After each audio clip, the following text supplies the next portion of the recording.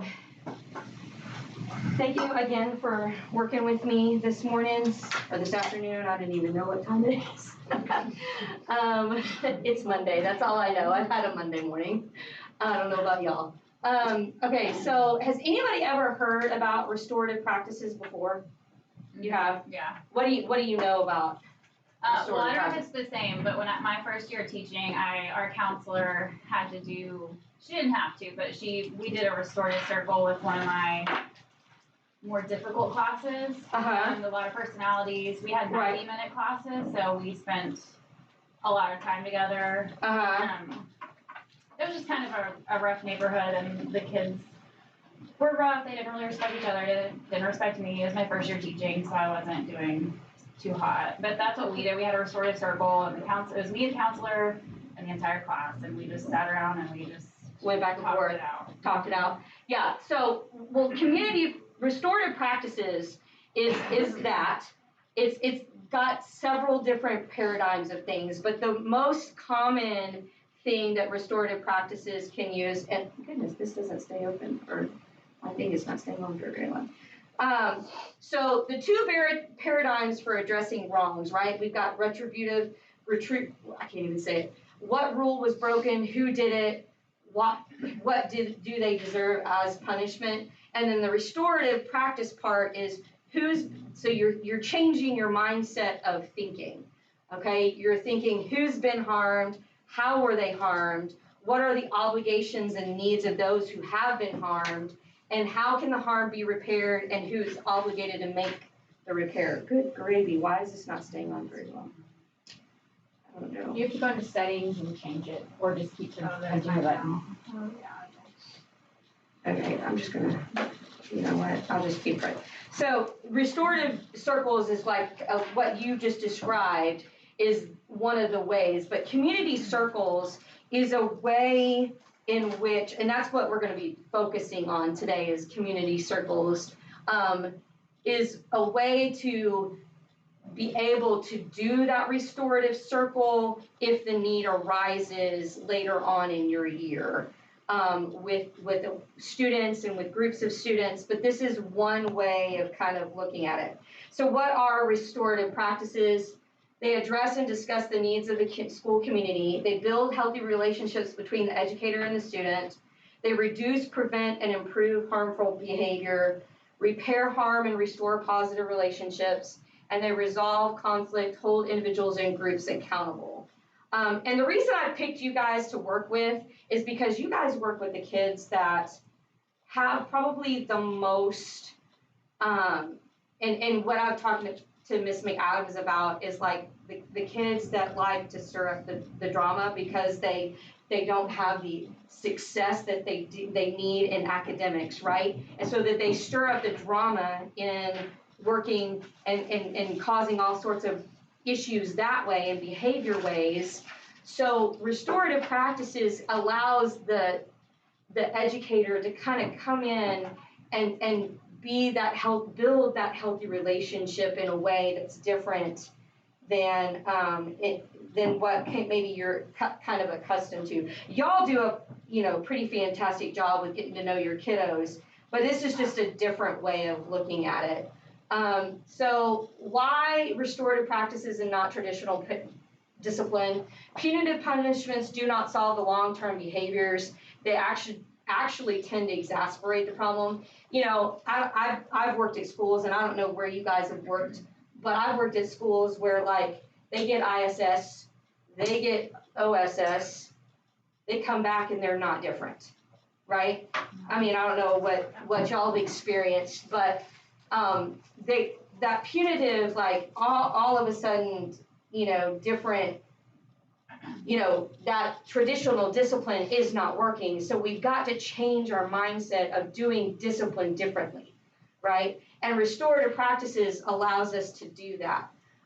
Traditional discipline, you've got academic difficulties, truancy because they don't care, they feel like nobody cares for them at school, acting out, psychological trauma, mental health consequences, dropping out or being pushed out of school. And then restorative practices, it actually improves the school climate. It actually does improve your classroom climate, because kids can start relating to each other and see them as people and things that they have in common with each other. They foster healthy relationships with you and the student. They decrease the amount of because there's a trust building component to it that the kid is seeing. And it supports social and emotional learning, and it promotes accountability and two-way communication.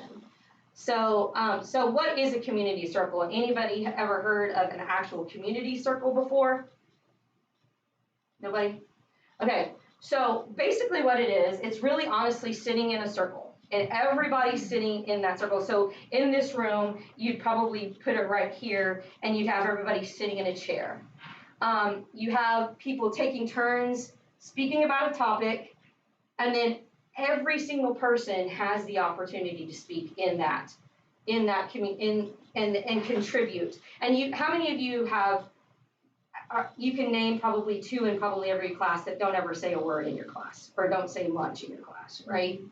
So this gives every child an opportunity to actually talk and give voice to themselves and express themselves in a different way. It gives them power, and they actually start seeing that they're actually more powerful in communication skills. They may be at first a little leery of it, and we'll talk about what you can do to kind of settle that. But that's kind of what a community circle. Anybody have any questions about any of this so far that you've listened to? Like what kind of topics? Okay, so that's what I'm getting. Okay, that's what I'm getting started with. Okay, so, but yeah.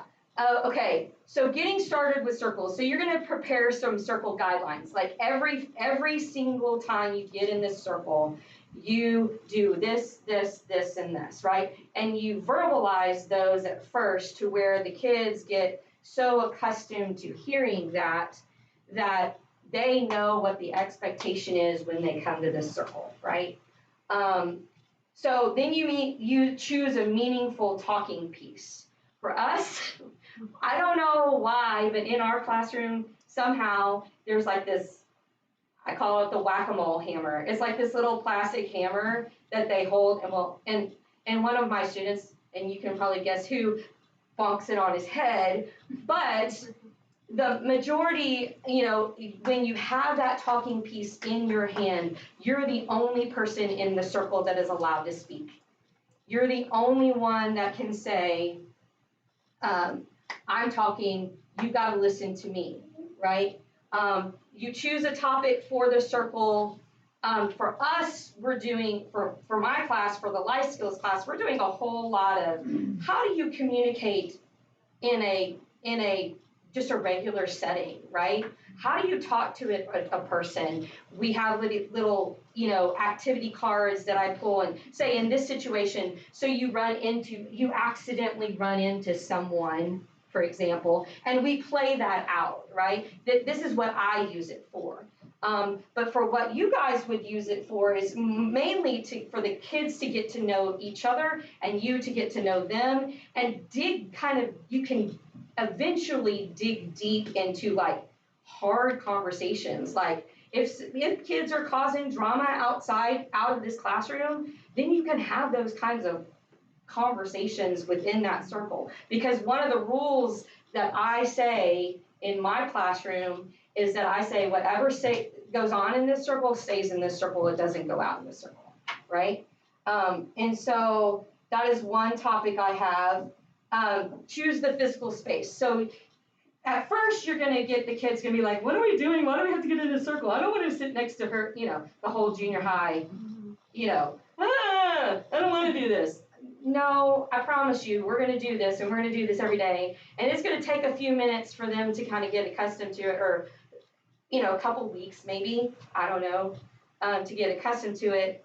But, and this is why I'm doing this now for you guys, is so maybe that next year you could try it out here at the end of the year when it's not so stinking stressful with all the STAR tests and all the things being pretty much done. And then you can kind of work on it, and then over the summer kind of, tweak it to where you could start it off at the beginning of the year next year and do it next year for you, and really kind of know how to manipulate it. And then you plan the structure of the circle. So the guidelines, this is just, so you're going to respect the talking piece. What that means is, hey, you are not going to talk because I've got the talking piece, right? I'm going to send this, guys, all to you, this slideshow to you guys so you have it. Everyone has the opportunity to speak. Now, again, I would encourage it first, this is just me, that when you have the talking piece, you must say something. Because again, you're going to have people that are not going to be willing to want to say much of anything, but you really kind of want to get to know them in a different way. And then you ask them to speak from the heart, and you just say enough. You're going to have some that are going to be like, I could sit here for hours and talk to you about all the things. But then you're going to be like, okay, you've said enough. We have one student, we all know who it is. He could talk forever, and he would just keep talking forever. But you give him, okay, you just said enough. You answer the question. Now it's whoever's, sitting next to him, it's time to speak, kind of thing. So a talking piece, like I said, we have the hammer.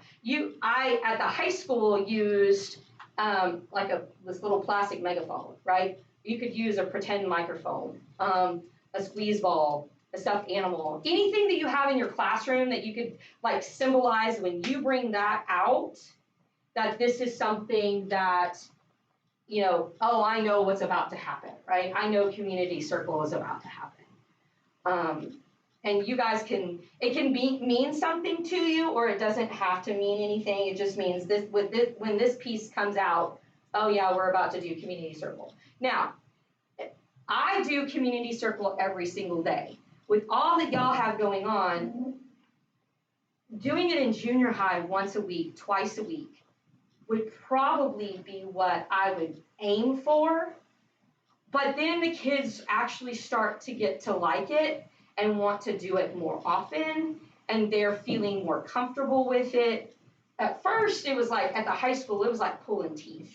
Oh, I don't want to talk, that kind of drama, right? But then it got to be like, oh, we're doing community circle, yay! They'd sit down, they knew exactly what to do, they would talk. I even had my student who's nonverbal, who uses the Pro Loco to speak, he would actually participate and speak, So, I mean, you can use this in any form or fashion. I'm just giving you the highlights of it, and you can dig deeper into this, and there's a whole lot more to it.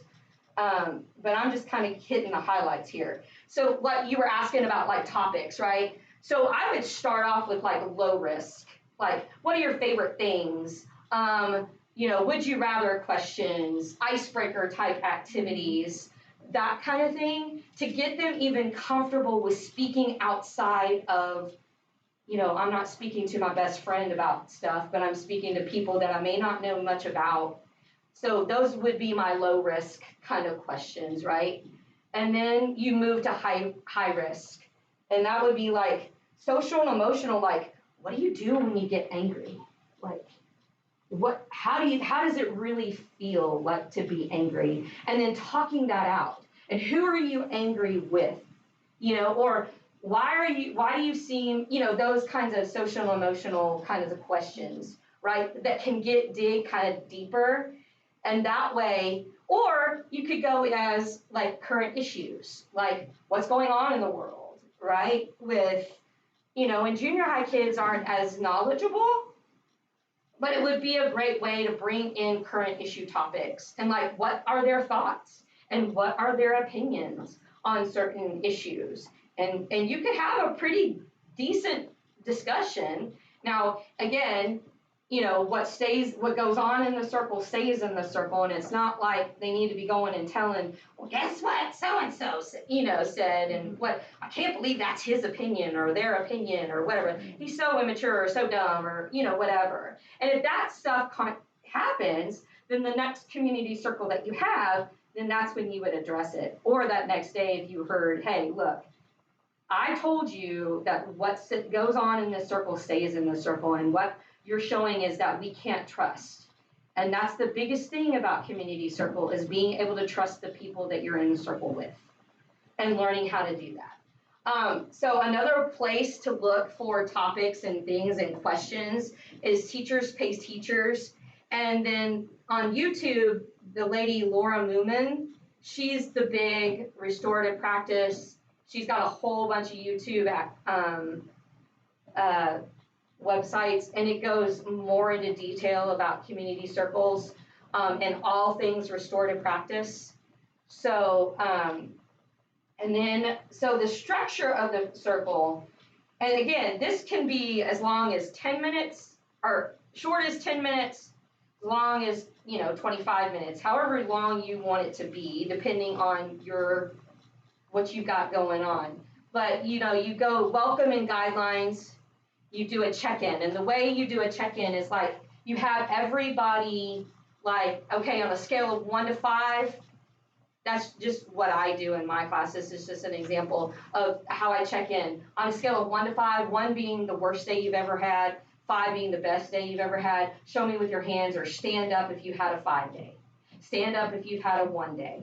Stand up, and then you can kind of gauge where everybody is and how everybody's even feeling before you've even started this. Because if you've got some super moody girls, then you can maybe, move your questioning into going, okay, well then why in the world why is she always out of 1, right? And then you can pull her aside at a later time and go, hey, look, I've noticed the past 3 times we've done community circles, you're at a 1. Can you tell me why? Right? And I really want to know, because I really do care. And that kind of gauges you. Like at the beginning, I would do kind of some icebreaker activities. If if you have 3 brothers, go stand, if you have a brother, go stand over there. If you have a sister, go stand over here, or, whatever kind of icebreaker things you want to do. And then your discussion, your topic, again, depending on your group, how talkative they really are, discuss whatever you want to discuss. And then your closing, now I will admit, I don't do a real good closing, but what you could do is do a kind of a mindfulness, okay, we're going to come back, breathe, or we're going to do a chant, so that they know that the community circle is over. Now we're going to move on to actually teaching, or, the next activity that you've got going on, right? And so I will admit that that's something I need to work on. I just am like, okay, after the question's over, it's kind of like, okay, that's a wrap, we're done. But sometimes we do different activities with mine, and so they don't necessarily know. So bringing them back and kind of regrounding them and getting them to, okay, yeah, this is over now. Now I know that I'm about to go learn, or in a different way. So I know that was quick. I know that was a lot. What are your questions, or what are your thoughts about anything that I've discussed so far or shown you guys? How hard do you push a kiddo who doesn't want to talk? So that was a hard one for me. At first, because my biggest thing is I really tried really, really, really hard at the beginning, because I told them, I was like, look, every single person in this room is a part of this community, and we want to all find out information about each other that is not necessarily tied to how smart you are, or how much you struggle in a certain area. I want to get to know you. And the only way that I can get to know you is if you respond to the questions that I'm asking. Because this is different knowledge than if you know what's A plus, B plus X equals whatever. Or what's, the plot of the story, right? It's a different way of getting to know you. And so I pushed hard, because there was one particular student over at the high school. he was like, I am not. And I'm like, look. So that's when I did more of the icebreaker type of activities. Once I saw that he was not willing to participate. And I was like, look, that was community circle, what we just did. Oh, well, okay. And then it was like, because and I had a student actually say to me and went home and told their mom that what I was doing was therapy. And I was like, oh, this is not a therapy session. No, this is and mom got really upset with me that I was making her participate. And I was like, ma'am, let me explain to you what I'm actually doing. And she was like, oh, well, I still don't want her to participate. I'm like, oh, okay. And so I didn't, I had to have her leave the room or whatever because mom didn't like it. But like I said, I really try to encourage everyone to participate. And look at it and say, look, this is getting to know your people in here in a different way that you didn't know. Like, and they will come to find that they have more in common with them than they do different. And that's the really big thing with community circles is starting them off and seeing them as people instead of going, like whispering about this person that they heard rumors about or whatever, and then they can go, oh, wait a minute, no, I actually know her, she likes the things I like, that kind of thing, and it becomes more of and that's why in restorative practices, this is like the first leg in working with restorative practices because it builds relationship. And when you have relationship with someone, you're going to defend them more than talk badly about, right? You're going to be like, oh, wait a minute. No, I really do know her. I do know him. And I know that he or she is not like that. So what you're saying is not true. And so that is why it actually benefits. And with all the drama that I know that is going on here at the school, and I don't have the exact numbers, but Amanda was telling me like the drama that's going on here is like astronomical, right? And getting the parents involved in all the things. And I'm like, okay, no. If we started this kind of, this kind of thing in class and we did it and they'd actually see them as people instead of people that they could talk behind their backs. And I know that that's just typical junior high behavior, but it gives them an ability to relate to them quicker and in this kind of environment. I've seen it actually work, and it brings joy to me when I do, because then they're like defending their person that they've become friends with that they didn't want to have anything to do with at the beginning of the year, because they're like, oh, well, that's that person, and I'm never going to be friends with them or whatever. And I've actually seen it work, and so it's something that I feel like even with our kids. And yes, you said that you started yours.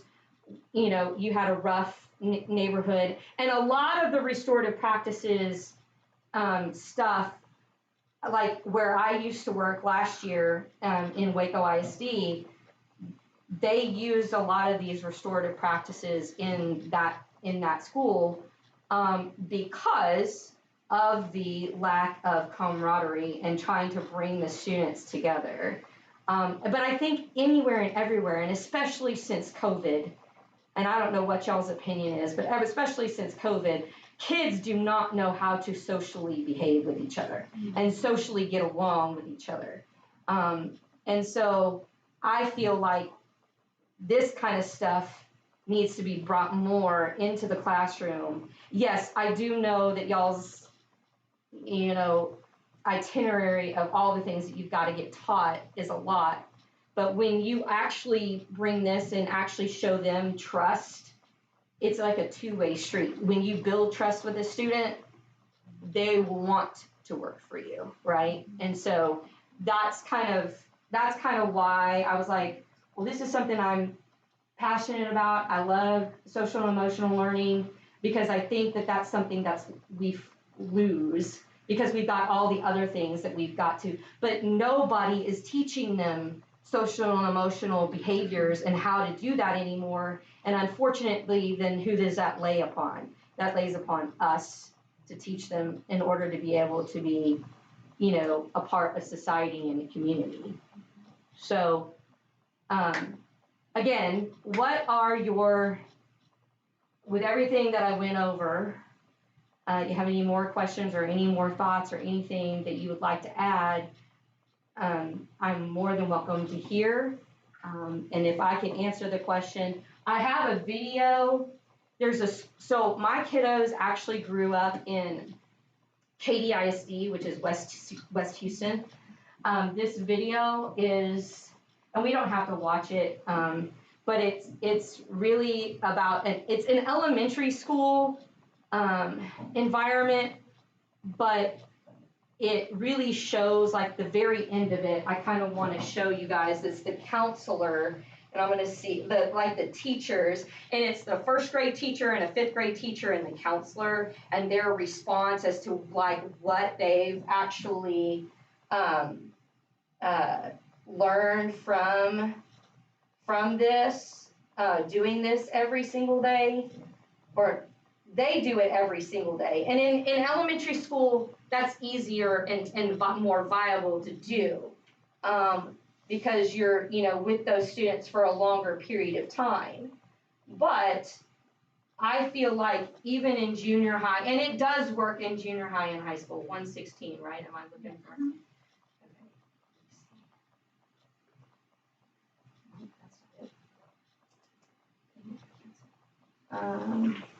It does, like I said, now in my class, being that I'm a life skills teacher,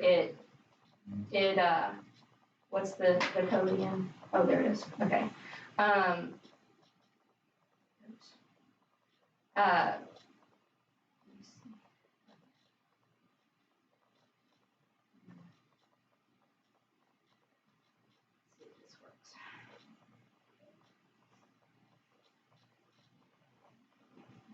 So it's towards the end of it. It kind of walks, and what I'm going to do is I'm going to send this all back to you guys so that you have it, and then you can watch this whole, it's a 6-minute video, it's not very long, but I pride myself in like knowing how much little time you guys have to prep or do anything outside of like breathe. So I'm going to try to see if it'll, come on, work for me.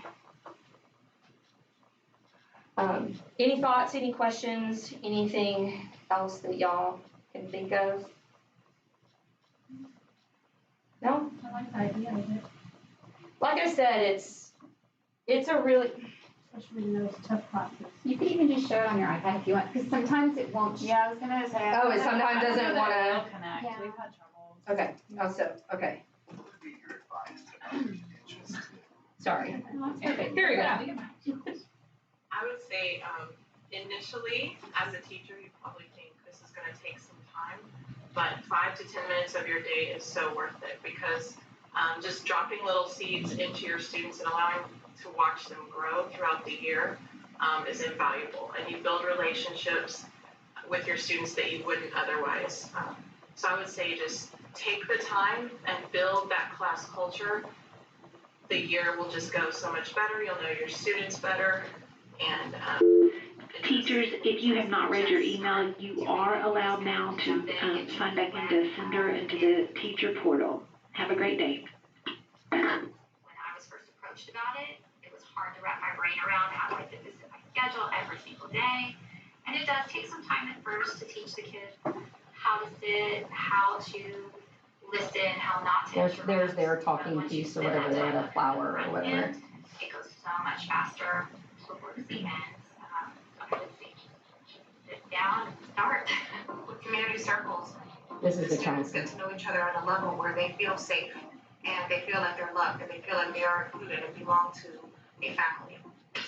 And that's kind of what, I mean, I don't know everybody's situation. I mean, and even here in China Spring, we've got kiddos that come from tough places, right? And don't feel like they're ever appreciated at home. They've got crazy things going on at home, all the things. And if they can feel safe in here and feel like they're a family here and feel like they're appreciated and respected enough, then the astronomical difference in the trying for you, and then possibly, since y'all are a resource, trying since y'all will be out with them in class, will be like, oh, well, she does really care for me. She does really want what's best for me. And this gives you another avenue in order to try, to show them that in a different way. And that's kind of why the point of the whole community circles. So. How do you respond to, like, because you're gonna get into some deep things in the junior high kids, they snicker and laugh and stuff, so how do you respond to that? Like, So, and the way that I respond to that is like, this is her telling us something that she may not have told anyone else. And so what you're doing is you're showing her and you're showing me disrespect by acting that way.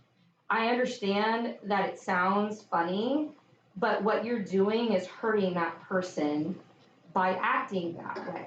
And that would be I need you to stop right here and just stop. And if it continues, then just say, I am so very sorry. And then pull that person who's shared something away from the group and then get everybody else to go, that was not cool at all. Like, go give them an ability to go take a drink of water or whatever and kind of light the fire of like, what you just did was not cool, right?